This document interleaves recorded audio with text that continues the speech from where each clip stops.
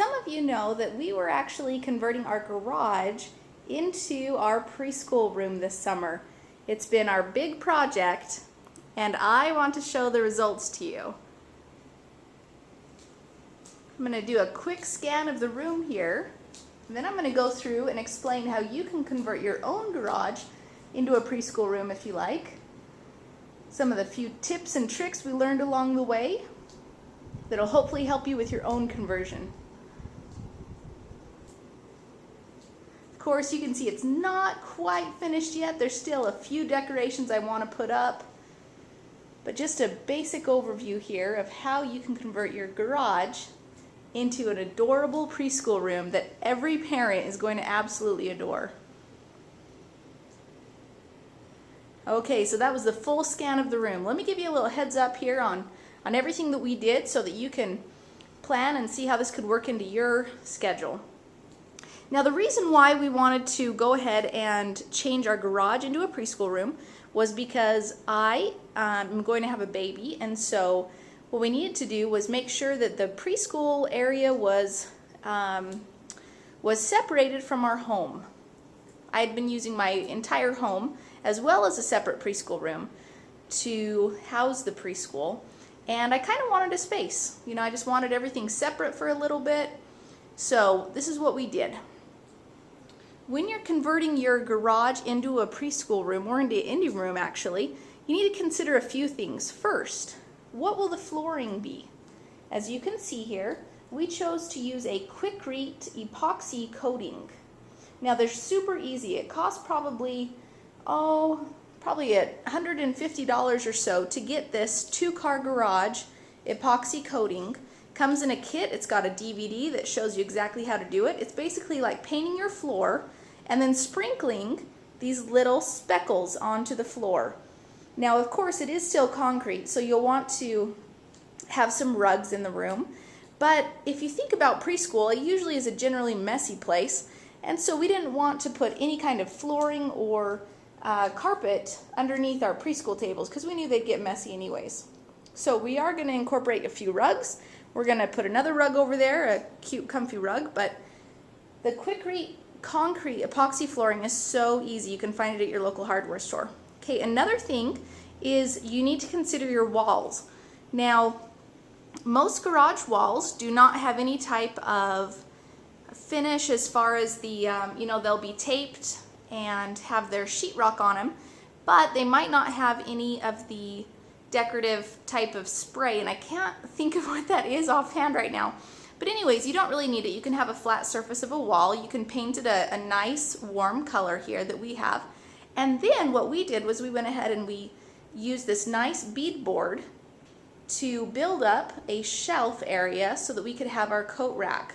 So if you wanted to have a coat rack area, that's a great place to put it. And again, you don't want any kind of wetness on a carpeting flooring, and so that's why the concrete works well there. Now you also need to consider your heating and cooling. You can see that we have a wall heater thermostat right here because we have 2 heaters, one on this side and one on this side. The garage is about 450 square feet, and because of that, that's why we need 2 heaters. For cooling, we've installed 2 windows, and again on this side, to get some adequate airflow going here. And then you'd also want to install perhaps a fan to get the air going as well. So at nighttime, you can open up the windows, get the room cooled down, and then just go ahead and circulate the air in the daytime with the fan. We also, you want to make sure that you have adequate lighting. So you can see we installed 2 light fixtures here, just very simple. And then you want to make sure that you have adequate storage. So a few things that we've done. Of course, we have a few little things on the floor here for the teachers, but we also needed to have some other things that shouldn't be accessible by the preschoolers, like paint and such. So we got a shelf unit here, nice storage cabinet area. And then, as you can see over in this area, we've built out a wall so that this actually houses our gas heater, our furnace, our water heater, all those kind of, heaters and such. That one on the left right there houses those. And then over here on the right, we have our laundry units or washer and dryer. The reason why we did this, why we put it out here, was so that we could actually have our bathroom right inside of this door, so that the preschoolers would have their own bathroom to be able to get to and not have to go through the house.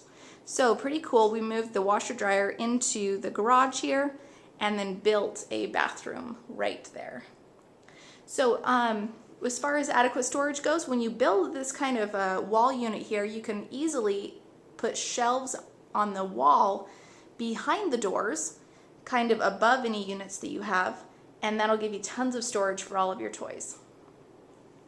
So you can see that it was actually my brother-in-law that came out and did this. He actually installed an entrance door here. Okay, and I'm going to show you how, if you're going to be doing this, you'll want to make sure to put a type of a sidewalk entrance. So you can see here we've got the sidewalk coming out, and the preschoolers will come right here through the gate. Okay, and then you see the sidewalk, and it leads all the way to the driveway where they can go ahead and enter the preschool.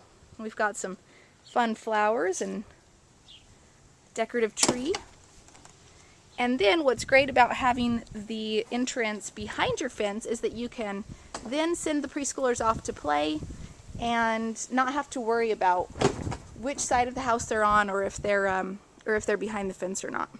So I hope that this has been enjoyable for you to see how you can convert your garage into a preschool room. I've had the preschool parents over already to look at it, and they just absolutely love it.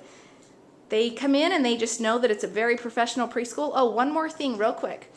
Obviously, we wanted to keep our garage door here because, you know, someday we might decide to move. So we took off all the apparatus, which is very easy to do. And then we just covered it with a row of curtains here. You can see that the bar is actually from the, let's see, they're called chain link fences. So you can see that bar right there is just the long bars that go in the chain link fences, and we've attached it there to the wall using some 2x4s and some curtain holders. And then of course we have the curtains that go all the way to the floor. So a great way to hide that garage door and make it look so it's not exactly like a garage. And from the outside though, it still looks like a garage because it's got the garage door on there. So that should help with your HOA requirements if you have any. Anyways, I hope you enjoyed this. We just had a great time creating this year, and I know that it's going to be a huge success for our fall preschool. Hey, I want you to leave your comments below if you have any more garage tips on how to convert a garage, or just any ideas on how you love the video, or why you're so excited to start your preschool. Go ahead and leave the tips and comments right below this blog post. Thanks guys, we'll see you later.